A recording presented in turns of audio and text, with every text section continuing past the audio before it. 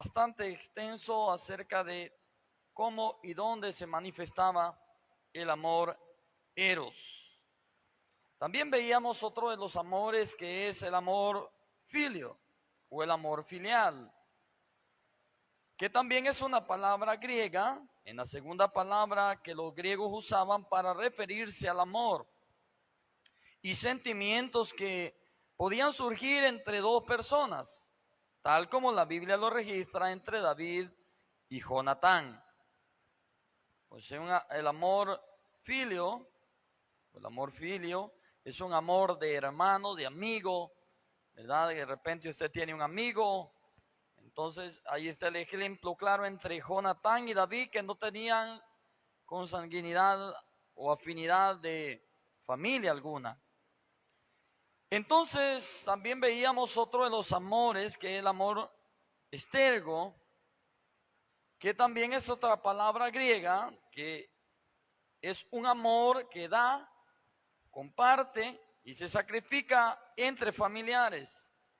El amor estergo es un amor hasta cierto punto instintivo, como el de una madre a su hijo, pero es incapaz de ir más allá de las fronteras de los lazos familiares. Entonces aprendíamos ahí de esas palabras. Y por último aprendíamos acerca del amor ágape, que es uno de los amores más escuchados y mencionados. Es una palabra bastante pronunciada, como es el amor ágape, que es el amor incondicional del Padre. No está basado en las emociones, sino en un acto voluntario, en la decisión de amar a una persona. Esto consiste, el amor, no en que nosotros hayamos amado a Dios, sino que Él nos amó a nosotros y envió a su Hijo en propiciación de nuestros pecados. Es un amor ágape. Cristo Jesús, hace 2021 años, murió por usted, por mí, por toda la humanidad. Mas, sin embargo, de los 30,000 habitantes que somos en La Masica, con todos el casco urbano y sus aldeas y municipios, creo que no llegaríamos a unos 10,000 cristianos. Si he sacado un cálculo de unas 30 iglesias, pues cada iglesia, por muy grande que sea, no llega a una cantidad de 50 líderes en plena comunión. Pues no lo llegamos nosotros, somos una iglesia histórica de más de 40 o 50 años y no llegamos a 50 líderes. A puras cachas creo que, colándolos a todos, salen unos 6, unos 10. Esa es la triste realidad. Y si lo ves a nivel de iglesia, te va a hacer un cálculo de los 30,000 habitantes que somos. No llegamos a 10,000 cristianos convertidos al Señor. Mas, sin embargo, Jesucristo entregó su vida por cada uno de nosotros sin recibir nada a cambio. Por eso es un amor ágape, un amor incondicional, que murió no en esta forma: yo muero por ustedes, pero ustedes me van a recibir sí o sí. Yo muero por ustedes, pero tienen que reconocer mi sacrificio. No, en una forma voluntaria, Jesucristo entregó su vida como una ofrenda para que voluntariamente nosotros aceptemos la salvación. Entonces, es un amor sacrificial y se desarrolla a través de la negación y la vida espiritual. Este amor, el amor de Dios, es perfecto y nunca nos falla, a diferencia de los otros 3 amores. Usted puede mucho, una pareja se puede casar mucho por deseo sexual. Puede estar muy apasionado en el amor eros. Pero un día pasa una desgracia, y es que bien la mujer o el hombre se atienden a despreciar. Por eso el apóstol Pablo enfatiza y enseña en cuanto al deseo de la mujer y al hombre, en la cual no os neguéis el uno para el otro. Mas sin embargo vemos que el apóstol Pablo ve que hay un contexto fuera de contexto dentro del matrimonio. Y es por eso que los otros tres amores nos fallan, pero el amor de Cristo nunca nos falla porque es el amor incondicional. Qué maravilloso, hermanos. Yo quiero que veamos con mayor detalle las características del amor ágape. El amor es el cumplimiento de todos los mandamientos. El amor es el cumplimiento de la misma Biblia. El amor es la misma palabra desde Génesis 1 a Apocalipsis 22. Claramente, nuestro Señor Jesucristo resume los 66 libros en simplemente un versículo de la Biblia. Y es: amarás a Dios con todo tu corazón, con toda tu mente, con toda tu alma y con toda tu fuerza. Y a tu prójimo como a ti mismo. Esa es la Biblia resumida en 66 libros en un pequeño versículo de las Escrituras. Mire lo que dice Marcos. Vaya a su Biblia a Marcos capítulo 12, versículos 28 al 33. Las Escrituras dicen así, honrando al Padre, al Hijo, a su Santo Espíritu. Acercándose uno de los escribas, que le había oído discutir y sabía que él había respondido bien, le preguntó: ¿cuál es el primer mandamiento de todos? Jesús le respondió: el primero de todos los mandamientos es: oye, Israel, el Señor nuestro Dios, el Señor uno es, y amarás al Señor tu Dios con todo tu corazón, con toda tu alma, con toda tu mente y con toda tu fuerza. Este es el principal mandamiento, respondió Jesucristo. El segundo es semejante: amarás a tu prójimo como a ti mismo. No hay otro mandamiento mayor que estos. Entonces el escriba le dijo: bien, maestro, verdad has dicho, que uno es Dios y no hay otro fuera de él. Y amarás con todo el corazón, con todo el entendimiento, con todo el alma y con toda tu fuerza. Y amar al prójimo como a uno mismo es más que todos los holocaustos y sacrificios. En primer lugar, decimos que el amor es el cumplimiento de todos los mandamientos. Por eso, hermano amado, el amado Juan escribe y dice: ¿cómo usted puede decir que ama a Dios cuando aborrece a su hermano? Eso entraría en aquel tema como es la hipocresía, fingir algo que no siente, fingir algo que no es, hablar lo que no es, fingir con apariencia ante la gente lo que en realidad a solas no es. Eso es parte de una palabra llamada hipocresía. Un día un escriba vino a Jesús con una pregunta que se debatía a menudo en las escuelas rabínicas. En el judaísmo había una especie de doble tendencia. Estaba la tendencia a entender la ley ilimitadamente en cientos y miles de reglas y normas. Pero también existía la tendencia a tratar de reunir la ley en una sola frase.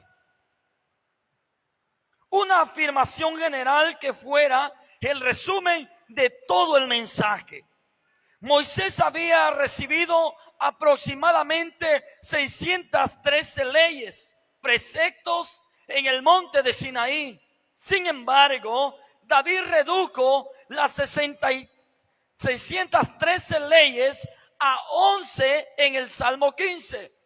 Las 613 leyes que Dios le dio a Moisés, David las resume en 11 leyes en el Salmo 15. Que dice, desde el verso 1 al verso 5, ¿quién, Señor, puede habitar en tu santuario? ¿Quién puede vivir en tu monte santo? Solo el de conducta intachable, que practica la justicia y de corazón dice la verdad, que no calumnia con la lengua, que no lo hace mal a su prójimo, que no le acarrea desgracia a su vecino, que desprecia al que Dios reprueba, pero honra al que teme al Señor, que cumple lo prometido aunque salga perjudicado, que presta dinero sin ánimo de lucro y no acepta soborno que afecte al inocente. El que así actúa no caerá jamás, dice el Salmo 15. Ahí vemos que las 613 leyes que Dios le dio a Moisés, el salmista las resume en 11. Qué maravilloso, amén, hermano. ¿Me estoy dando a entender o me está entendiendo? Pero Isaías la redujo a 6. Mire lo que dice Isaías 33, verso 15 al 16. Solo el que produce con justicia y habla con rectitud, el que rechaza la ganancia de la extorsión y se sacude de las manos para aceptar soborno, el que no presta oído a las conjuras de asesinato y cierra los ojos para no contemplar el mal, este tal morará en las alturas, tendrá como refugio una fortaleza de roca, y se le proveerá de pan y no le fallará el agua. Vemos ahí al profeta Isaías. Moisés recibe 613 preceptos o leyes. David las resume a 11. Pero aquí, hermanos, ya se ve resumido a 6. Qué interesante la Biblia, amén, hermano. Pero Isaías lo redujo, hermanos, a 6. Pero Miqueas lo redujo a 3. Mire lo que dice Miqueas 6:8. Ya se te ha declarado lo que es bueno. Ya se te ha dicho lo que de ti espera el Señor. Practicar la justicia, amar la misericordia y humillarse ante Dios. 3. Ahora usted y yo podemos evaluarnos e irnos a las 613 leyes recibidas en las manos de Moisés y evaluarnos. Por eso el salmista dice: ¿quién, Señor, habitará en tu santuario? ¿Quién puede vivir en tu monte santo? Y empieza David a resumir las 613 en 11. Pero vemos al profeta Isaías resumirlas a 6. Pero vemos al profeta Miqueas resumirla a 3. Y otra vez Isaías redujo las 3 a 2. Mire lo que dice Isaías 56:1. Así dice el Señor: observen el derecho y practiquen la justicia, porque mi salvación está por llegar, mi justicia va a manifestarse. 2 cosas: observa el derecho, y 2, practica la justicia. Ya vemos a Isaías que Miqueas la resume de 6 a 3, y ahora Isaías vuelve y resume de 3 a 2. Y finalmente Amós los redujo todos a uno. Amós capítulo 5, verso 4 dice: así dice el Señor, el Rey no de Israel, buscadme y viviréis. Interesante, amén, hermanos. Todo esto nos muestra cómo algunos rabinos trataban de buscar entre todas las leyes aquellas en las cuales pudiera resumir toda la ley divina. De tal forma que cuando este rabino hizo esta pregunta, ya era una costumbre entre los doctores de la ley de aquel entonces. Y de manera ingeniosa Jesús tomó dos grandes mandamientos y los hizo uno solo. La primera cita de este versículo es conocida entre los judíos como el Shema. El Shema. Oye Israel, el Señor nuestro Dios, el Señor uno es. Y amarás al Señor tu Dios con todo tu corazón, con toda tu alma, con toda tu mente y con toda tu fuerza. Este pasaje los rabinos, los judíos le conocen como el pasaje predilecto Shema. Es interesante, hermano, el Shema es tomado de la primera palabra de Deuteronomio, verso 6, capítulo 6, verso 4. Y se convirtió en la confesión de fe judía. En la confesión de fe judía. Escucha, Shama, escucha, Shama. Raíz primaria, oír inteligentemente. Israel, el Señor nuestro Dios, el único Señor, uno es. Shama. Entonces el Shema, Jesús lo entregó el mandamiento en Levíticos 19, 18, para denotar que el amor al prójimo es consecuencia del amor a Dios. No sea vengativo con tu prójimo, ni le guardes rencor. Ama a tu prójimo como a ti mismo, yo el Señor. Levítico 19, 18. Vemos a Jesucristo resumir Levíticos 19, 18.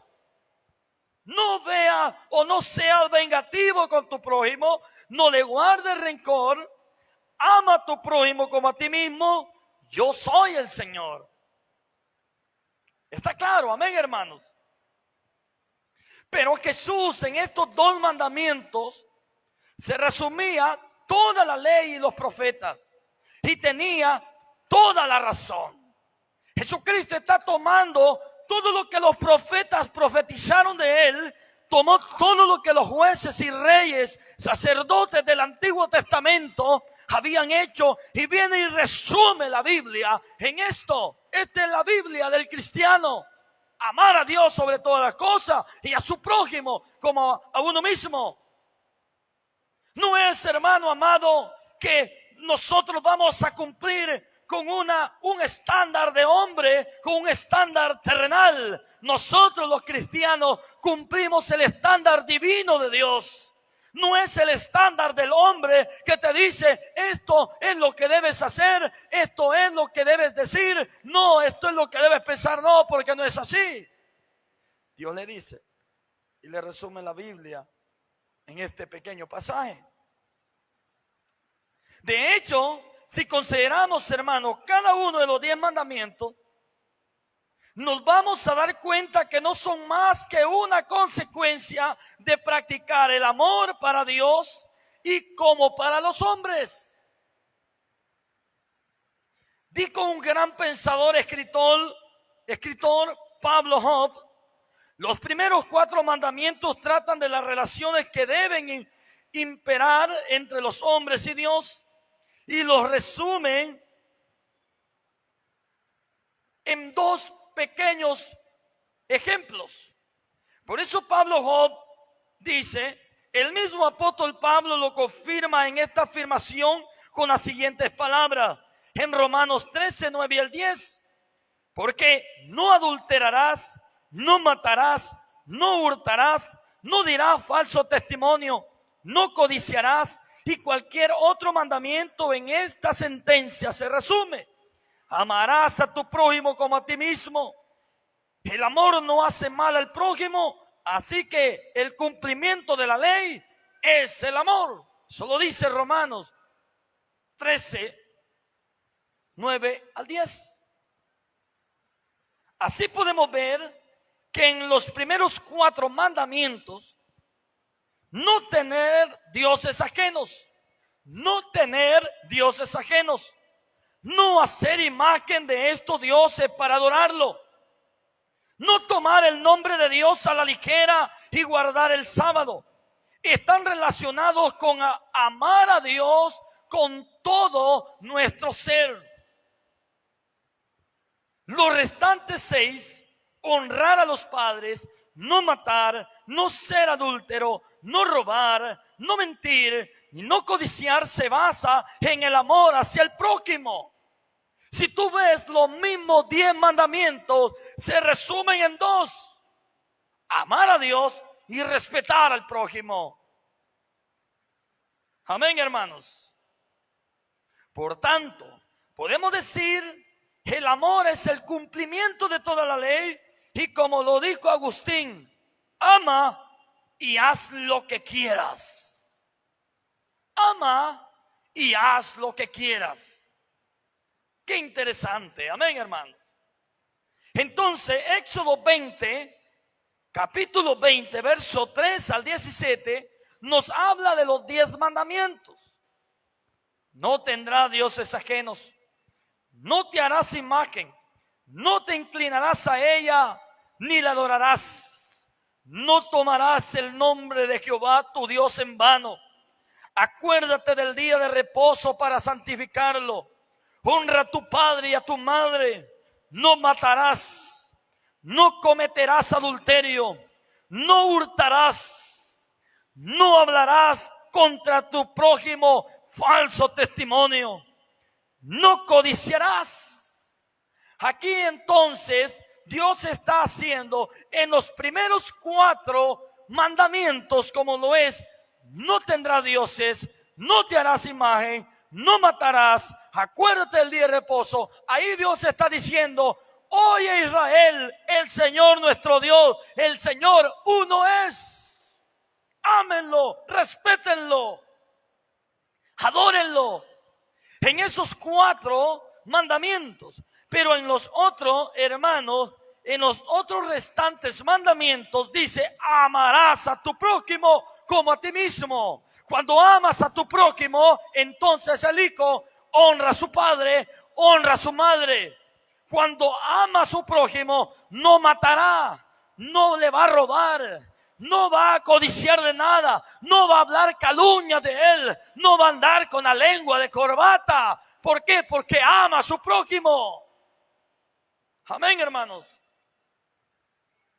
Entonces la Biblia, ¿qué necesitamos para entender, hermano? Si Cristo mismo le dice a los apóstoles: ¿hasta cuándo, generación perversa, los he de soportar?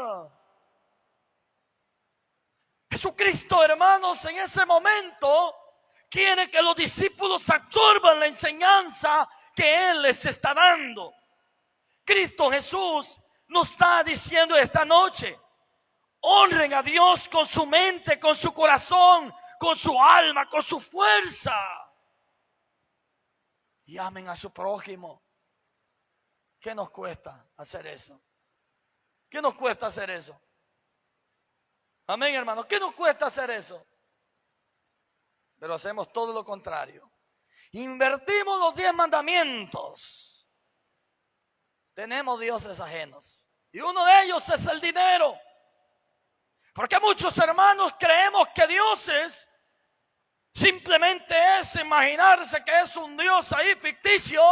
Pero muchos tienen el Dios del dinero. Ese es un Dios, hermano, que tiene atadas a miles y millares y millones de personas en el mundo. Otro de los dioses, la idolatría. Otro de los dioses, los mismos propios hijos. Adoran más a los hijos que a Dios. Por eso siempre digo, a los hijos no se adoran, se aman. Porque el único que se adora es Dios. Y si tú dices, yo adoro a mis hijos, tú estás quebrantando el primer mandamiento. Y es, no tendrá dioses ajenos. Hay gente que cuida más su propio cuerpo y sus propios hijos que al mismo Dios. Invertimos los mandamientos. Hacemos lo contrario a la voluntad de Dios. Dice, no te harás imagen, no te inclinarás a ella, ni las honrarás. Está hablando aquí, hermano, a irle a rendir culto a una imagen, a irle a rendir culto a un hombre. Muchas veces lo dije el domingo que estoy enseñando sobre la apostasía, que muchos adoran hombres y critican a la iglesia tradicional, pero la iglesia evangélica adora también hombres en este tiempo, lo veneran, no hayan que hacer con ellos y está bien, en cierta parte la honra, pero nunca la adoración, nunca va a rendirle culto a un hombre, porque eso es contrario a la voluntad de Dios. No tendrá dioses ajenos. Cuando Él está dando estos mandamientos, ve que su pueblo está venerando un becerro de oro que habían traído con oro de allá de Egipto, y el mismo sacerdote había elaborado aquel becerro en la cual dice la Biblia que le rindieron culto. Dice la Biblia que se depravaron, que y cometieron adulterio, fornicación, y Jehová Dios está dando las leyes para que su pueblo se corrija, para que los exhorte. Amén, hermanos. No tomarás el nombre de Jehová tu Dios en vano. Hay mucha gente, hermano, que aún cuando van, hermano, ante un tribunal, cuando están enfrente de un juez, les ponen una Biblia y les dicen, jura, ponen la mano en la Biblia, jura decir la verdad más que solo la verdad. Lo juro en nombre de Dios. Y empiezan a decir mentiras, empiezan a poner el nombre de Dios en vano. Pero esto, hermano, tiene un castigo, y es el juicio de Dios en aquel día. ¿Cuántos hoy en día tomamos el nombre de Dios en vano? ¿Cuántos en el mundo hoy en día están tomando el nombre de Dios en vano? También dice, acuérdate del día de reposo para santificarlo. El día de reposo es Cristo. Acuérdate que vienes a la iglesia a adorarlo, a exaltarlo, vienes a glorificarlo, porque Cristo es el día de reposo. En aquel tiempo ellos iban el sábado a adorar a Dios allá. Iban el sábado, el único día que iban a adorarle. Pero cuando Cristo viene, Él es el día del reposo. ¿Por qué? Porque Él es el cumplimiento del amor, Él es el cumplimiento de las Escrituras. Ahora no adoramos al sábado, adoramos a Cristo, al Rey de Reyes y Señor de Señores. Entonces acuérdate del día de reposo, acuérdate que tú tienes un voto con Dios aquí en el altar. Acuérdate que un día te apresuraste a decirle prometo, prometo y prometo, y hay muchos que ya comieron juicio, hay muchos que ya tienen la enfermedad que de aquí 2, 3 años les van a detectar, hay muchos que por haber aquí hecho promesas delante de Dios y no haber cumplido, la van a pagar, porque Dios, hermano, dice que Él es un Dios celoso. Dios no puede ser burlado. Dicen algo por ahí, es que ese juega con Dios. Nadie ha jugado con Dios, hermano, ni jugarán. Él es Dios soberano, Rey de Reyes. Nadie puede jugar con Dios. Nosotros es que jugamos con nuestra vida, con nuestra salvación. Nosotros, por falta de entendimiento, por falta de escudriñar las Escrituras, muchos se pierden. Por eso la Biblia, escudriña en las Escrituras, porque os parece que en ellas tenéis la vida eterna. Aquí está, hermanos. Ahí se resume la Biblia. Oye Israel, el Señor nuestro Dios, el Señor uno es. Y amarás al Señor tu Dios con todo tu corazón, con toda tu alma y con toda tu mente y con toda tu fuerza. Y tomaron este versículo y nació una no sé, doctrina de los unitarios poderosa en diferentes países latinos o allá en América del Sur y por allá en Europa y algunas aquí en Honduras. Pero luego dice, amarás a tu prójimo como a ti mismo. Ahora bien, hermanos, el amor nos ayuda en nuestra relación con los demás. Juan capítulo 13, versículo 34 al 35 dice, estoy leyendo la Biblia, Dios habla hoy. Les doy un mandamiento nuevo, ámense unos a otros. Ustedes deben amarse de la misma manera que yo los he amado. Si se aman de verdad, entonces todos sabrán que ustedes son mis seguidores.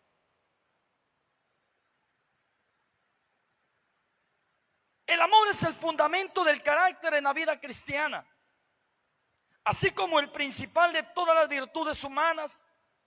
Sin él, las otras características del fruto serían imposibles desarrollarlas. Si no tenemos amor, nada sois. Porque venimos a ser como metal que retiñe. Venimos a ser como metal que resuena, como un ruido que simplemente se escucha y ofende.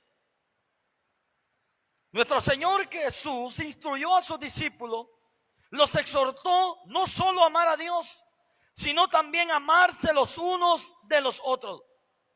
Amarse los unos con los otros. Y amarse lo he dicho antes. Recuerde, por eso he descrito 4 frases que deriva del amor.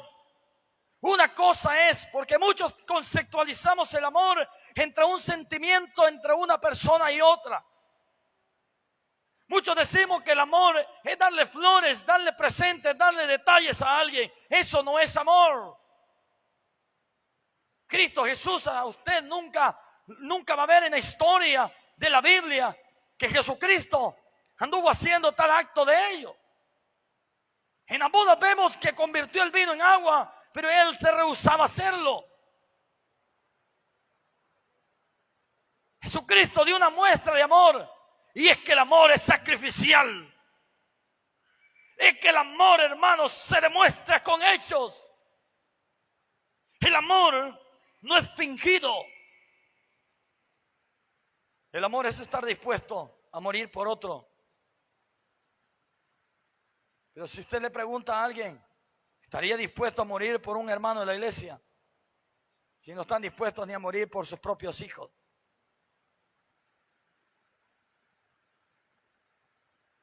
El amor es sacrificial. El amor entre creyentes es una característica por la que se basa o por la que se les debe reconocer en este mundo. En tal punto que nuestro amor no solo debe reflejarse en hacer buenas obras, sino en tener buenas relaciones con nuestros hermanos. Buenas relaciones. No es posible que dentro de la iglesia haya sectarismo, grupos. Debemos de ser, hermanos, iguales todos. Debemos de relacionarnos todos, tener una sola coinonía todos. No tenemos que tener, hermanos, personas selectas. Tenemos que ser igualitarios con todo. Desde arriba hacia abajo no debe de haber distintivos como suele pasar hoy en día. Que el que tiene dinero se le visita, que el que tiene dinero se le da las participaciones de honores, pero el que no tiene nada se le mira por allá. Jesucristo, hermano, exhortó eso. El apóstol Pablo exhortó eso. Recuerda la enseñanza de la Santa Cena. Muchas veces hay sectarismos.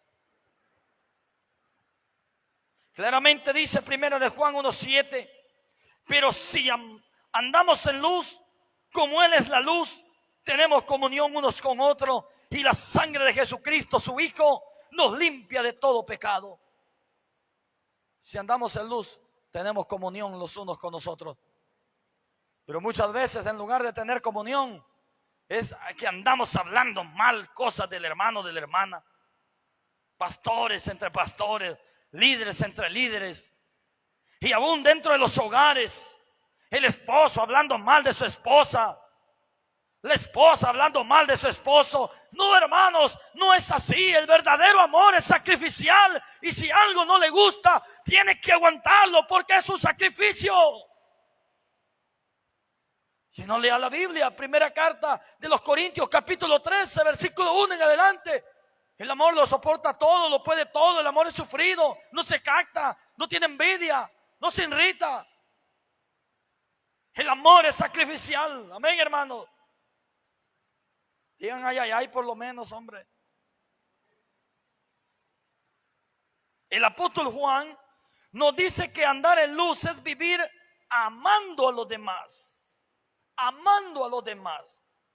Por lo tanto, la iglesia del Señor debe diferenciarse del rostro del mundo por el amor que se vive entre hermanos, y por eso debemos esforzarnos por evitar toda clase de envidia, odio o sentimientos indignos que rompa esta relación o esta comunión. ¿Por qué nos van a conocer en el mundo que somos hijos de Dios? Porque nos amamos los unos a los otros. ¿Por qué nos van a conocer allá afuera? Porque hay amor en nosotros, porque nos llevamos bien. Cuando uno va a visitar a una persona inconversa, ¿qué es lo que primero que te dice? Yo no voy a esa iglesia porque en esa iglesia no hay amor.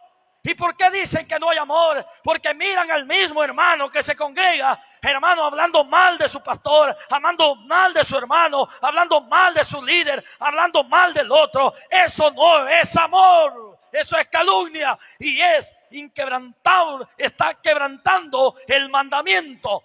No calumniarás. Amén, hermanos. Pero ¿quién habla bien de otro? Y peor si le cae mal y él es de sangre pesada. Peor por ahí, le cae mal. Soportándoos unos a otros, dijo el apóstol Pablo. Soportándoos unos a otros. Voltea a ver a su hermano y dígale: yo te amo, aunque tenga que soportarte. ¿Sí? Yo te amo, dígale que tengo que soportarte. Amén, hermanos. Primera de Juan capítulo 2 verso 10 dice: el que ama a su hermano vive en la luz y no hay nada que le haga caer. Pero el que odia a su hermano vive y anda en oscuridad y no sabe a dónde va, porque la oscuridad no lo ha dejado ciego. Esta versión, Dios habla hoy, es bien clarita. Amén, hermanos. Es para nosotros los hondureños. Es para la iglesia de La Masica. La Biblia, Dios habla hoy. Quiere comprar, es barata. El vivir amando a los demás nos afirma más en nuestra vida como nuevas criaturas. En contraste al odio, contamina nuestro corazón, haciéndonos que nuestra vida carezca de dirección y nos sumerja en oscuridad. El apóstol Juan es contundente en este tema a tal punto que dice que nadie puede decir ser salvo si no ama a su hermano. ¿Cómo puede decir que es salvo si odia a su hermano? Es ilógico. Amén, hermanos. Pero ¿a cuánto nos ha caído gordo alguien? Ay, hermanos, todos aquí tenemos que levantar la mano. Todos. Y uno dice: ay, pero así tengo que amarlo. Amén, hermano. Cuando te golpean el corazón, ¿y qué es lo que hace uno? Así tengo que amarlo. ¿Y para dónde? Lo amo con sus defectos, porque el amor es sacrificial. Amén, hermanos.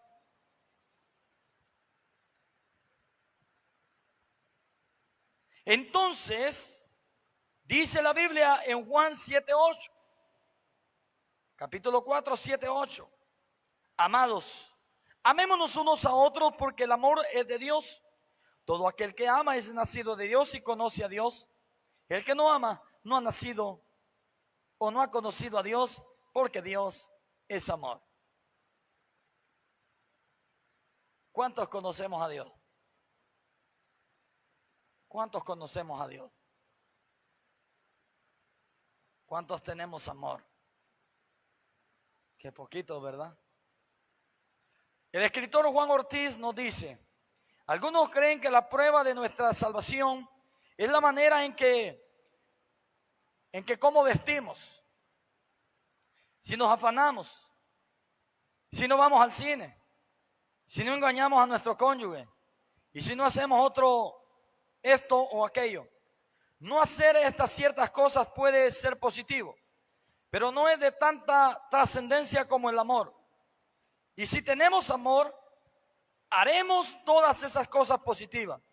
Si en el correr de los años hubiéramos puesto el mismo énfasis en amarnos como pusimos en no fumar, en no ir a lugares frecuentes, entonces todo hubiera sido diferente, dice este escritor. Por tanto, Juan concluye que si hemos recibido el don de la salvación, en nosotros debe existir un verdadero amor por los miembros de la familia, de la fe. De lo contrario, no podemos afirmar que hemos nacido de nuevo. Por eso dice: amados, amémonos unos a otros porque el amor es de Dios. Ahora bien, en Lucas, nuestro Señor Jesús nos da una importante lección acerca del amor al prójimo. El evangelista nos dice que en cierta ocasión se presentó un experto de la ley delante de Jesús preguntando qué tenía que hacer para heredar la vida eterna. Pero lo que hacía porque quería tentarle. ¿Por qué lo hacía? Porque quería tentar a Jesús. Nuestro Señor Jesús le contestó con otra pregunta diciéndole: ¿qué está escrito en la ley? ¿Cómo la interpretas tú? Aquel experto en la ley le respondió que lo único que necesitaba el hombre para cumplir la ley era amar a Dios y a su prójimo. Interesante. Y tú puedes encontrarlo en Lucas capítulo 10, versículo 25 al 28. No obstante, aquel experto de la ley no quiso quedarse callado, sino que queriendo justificarse delante de Jesús, le preguntó: ¿y quién es mi prójimo? A lo que Jesús le respondió con la parábola del buen samaritano, que lo vas a encontrar en Lucas 10, versículos 29 al 37. Como respuesta a la segunda pregunta, Jesús le relata la parábola que popularmente se le conoce con el nombre de la parábola del buen samaritano, la cual nos enseña mucho en cuanto al tema del amor hacia nuestro prójimo. El relato describe a un hombre, obviamente de nacionalidad judía, que descendía por la carretera de Jerusalén a Jericó. Era una carretera estrecha que corre por una zona montañosa, escabrosa y rocosa, la cual durante los días de Jesús era bastante peligroso viajar por aquella zona, por aquel lugar.